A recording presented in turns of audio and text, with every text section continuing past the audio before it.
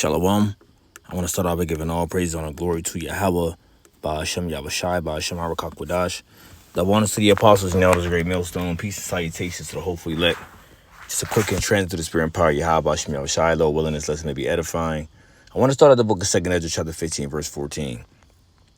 Woe to the world and them that dwell therein, for the sword and the destruction draweth nigh, and one people shall stand up and fight against another, and swords in their hands.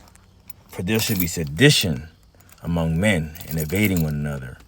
They shall not regard their kings nor princes, and the course of their actions shall stand in their power. So with this whole, you hear a lot of talks of this upcoming election, all right? And, you have a lot of Edomites speaking out, a lot of die-hard American citizens, so to speak. I'm talking about your patriotic ones, that's, voting for Trump, all right? And then you got your other individuals, the ones that want to vote for Kamala Harris because she has the same skin complexion of them, because she's a woman, and whatever other reasons that they want to vote for that individual or the other individual, for, right? But I read this in the 2nd Ezra, the 15th chapter, to point out a few things that, that I've been looking at, witnessing through alternative media, things that have been being spoken on through different people's podcasts, radio talk shows, and things of that sort, right? Best believe there is going to be a CIVILWAR very soon. I don't know if it's going to be before the election, after the election, who knows, but that is definitely coming, right? We see that stage being set up where that is going to take place. A lot of people, okay, what you see going on now is I've been mentioning this for quite some time, is what? This whole migrant situation. Right here it is. Like I said, you got Venezuelan gangs, or a group of Venezuelans that have took over a whole apartment complex in Colorado. You have a Venezuelan migrant, okay, or someone of that sort from one of those countries, right? A migrant or immigrant, as they would like to call them.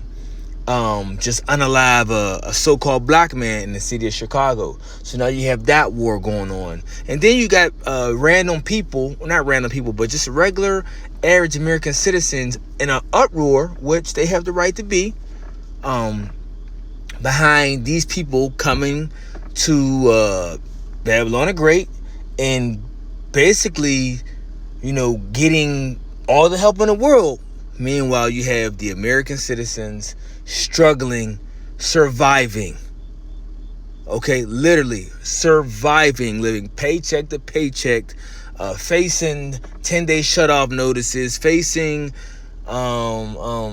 eviction notices, facing, running and hiding their vehicle from the repo man, all these different things. Right, but here it is. These people are coming and getting all this aid. See, they're stirring the minds of other people to create the chaos in a war, which is going to break out very soon. But I want to play a few clips, and then we can end this lesson off, okay? And you're going to see why I brought out this scripture right here in the book of 2nd Ezra, chapter 15, because we are in those times. All right, we're in those times for the CIVIL war. For the RACE war, all right? We are in those times. We already got gender wars going on, So what we're mentioning here, or what the Bible is stating, you people are going to actually see, and yes, in our, like we say, as we believe, in our lifetime. So let's play this quick clip, and just to show you why the average American person that has some type of, their eyes are open as what's going on, but are pissed the hell off of these different migrants, coming and moving into their city.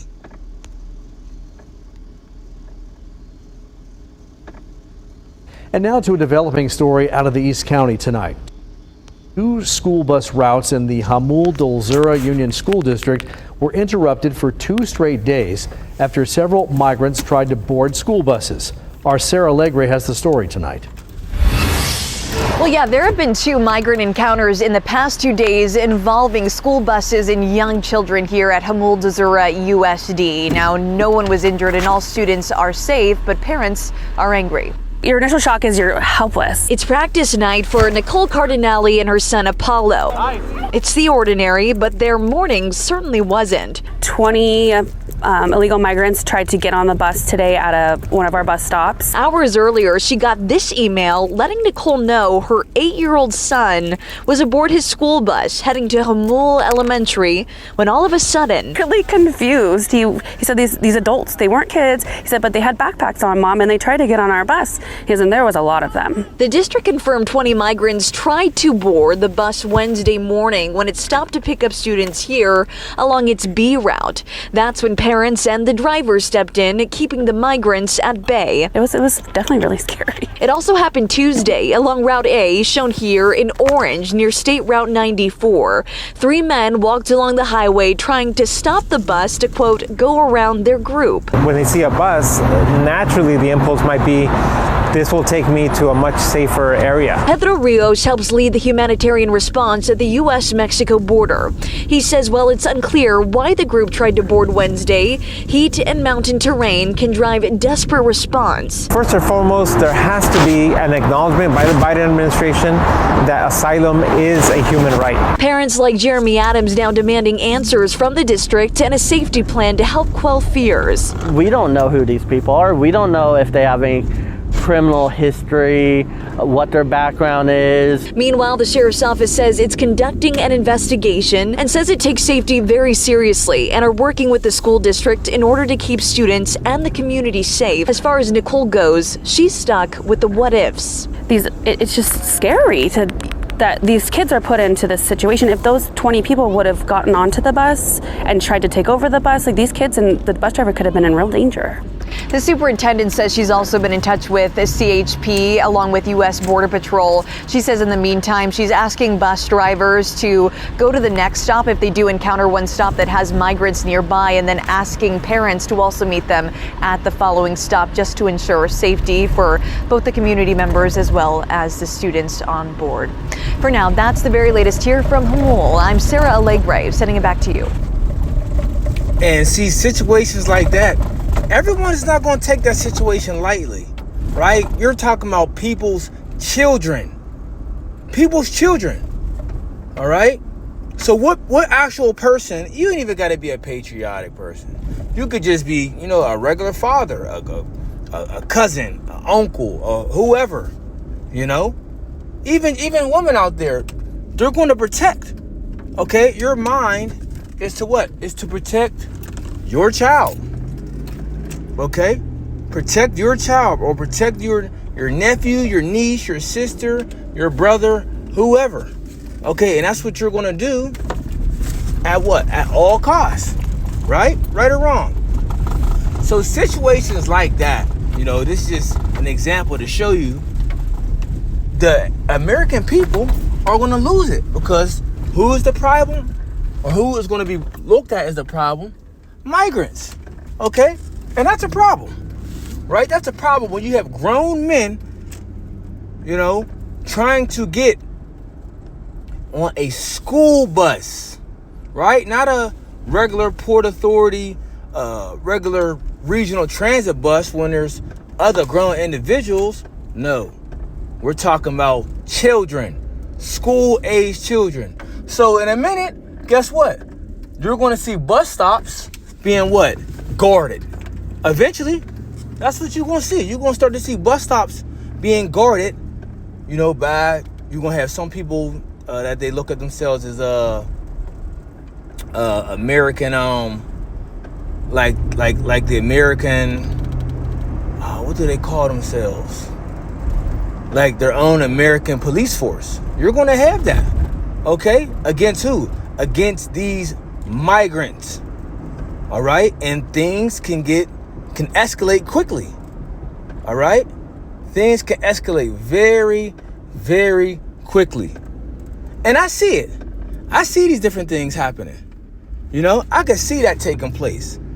It's not too far-fetched. But see, that's just one thing. That's just one thing of many that we be speaking of. All right? That can what? Start a brawl or start all hell to break loose in a particular city or multiple cities. Right? Well, let's continue on. There's more.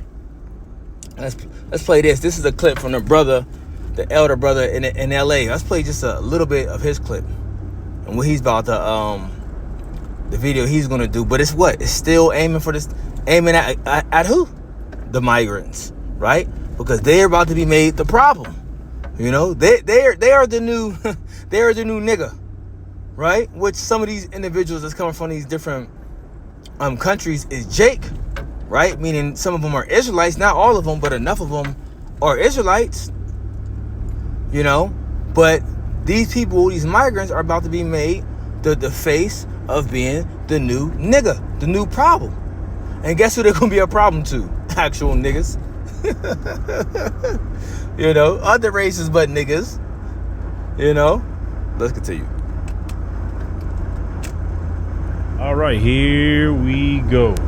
I need this message to go out to our vice president who's running for president. I have heard all over social media about, excuse me if I say anything wrong, immigrants getting loans, money.